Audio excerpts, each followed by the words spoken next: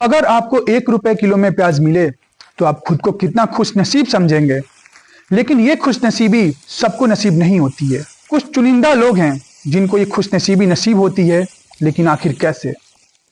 महाराष्ट्र के धाराशिव जिले में एक किसान ने अपनी 600 बोरी प्याज को आग लगा दी। किसान भगवान सावले ने 4 लाख रुपए लगाकर प्याज की फसल की खेती की थी, लेकिन अब उसकी लागत भी नहीं निकल पा रही है। लेकिन आखिर ऐसा क्यों हो रहा है कि जो किसान 1 साल तक मेहनत कर कर अपनी फसल की खेती करता है, उसे अपने खेत की लागत भी नहीं निकल पा रही है। इसकी सबसे बड़ी वजह है बिचौलिए।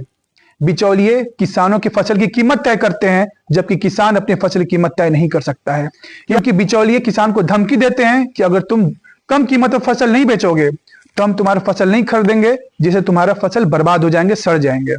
इससे किसान लाचार होकर कम कीमत पर अपनी फसल बेचने को तैयार हो जाता है। लेकिन यह हमारे सिस्टम पर बहुत बड़ा सवाल है।